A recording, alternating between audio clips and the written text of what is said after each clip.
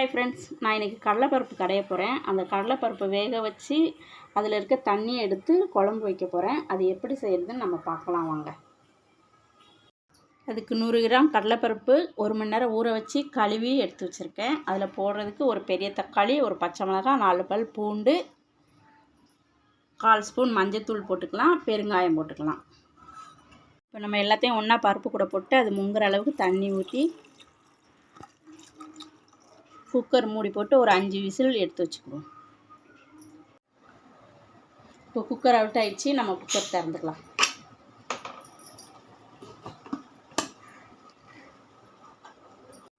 இப்போ பருப்பு வெந்திருக்கு பாருங்கள், இந்த அளவு வெந்தால் போதும். இப்போ நம்ம தண்ணியை தனியாக எடுத்துக்கலாம்.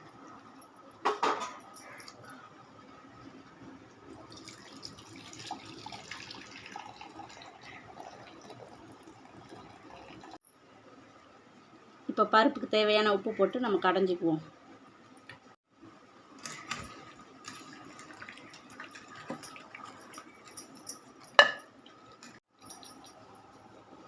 இந்த அளவுக்கு கடைஞ்சிக்கலாம். இப்போ நம்ம அந்த பருப்புலேருந்து எடுத்த தண்ணியில் நம்ம குழம்பு வைக்க போகிறோம். அதுக்கு தேவையான மசாலா, ஒரு பத்தை தேங்காய் அரைச்சி வச்சுருக்கேன். அந்த தேங்காவை அந்த குழம்புல ஊற்றிக்கலாம். அப்புறம் புளி தண்ணி கரைச்சி வச்சுருக்கேன், அதையும் அது கூட சேர்த்துப்போம். இந்த தேங்காய் அரைச்சோம்ல, அந்த ஜாரை கழுவி தண்ணி ஊற்றிக்கலாம்.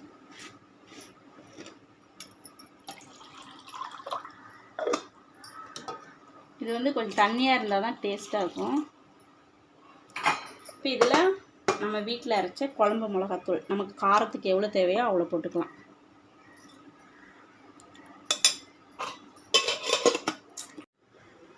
இந்த பருப்புக்கும் இந்த குழம்புக்கும் தாளிக்கிறதுக்கு சின்ன வெங்காயம், கருவேப்பிலை, பூண்டு, மிளகு வந்து குழம்புக்கு மட்டும் தட்டி வச்சுருக்கேன். அதை வந்து தாளிசத்தில் போடணும். இப்போ நம்ம தாளிக்கலாம்.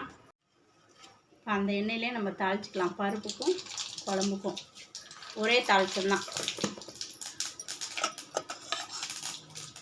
கடுகு பொரிஞ்சதும் வெங்காயம் போட்டு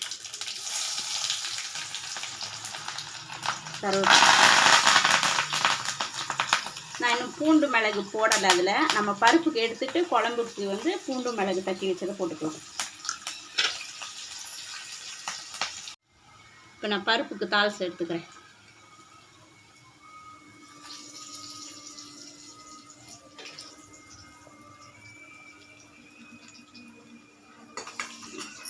பூண்டு மிளகு தட்டி வச்சுக்கோல, அதை அதில் போட்டுக்கலாம். இந்த குழம்புக்கு வாசனை இந்த பூண்டு மிளகு தான். இது போட்டால் நல்லாயிருக்கும். நீங்கள் ட்ரை பண்ணி பாருங்கள். இப்போ நான் குழம்பு வந்து ஊற்றுறேன். அதில்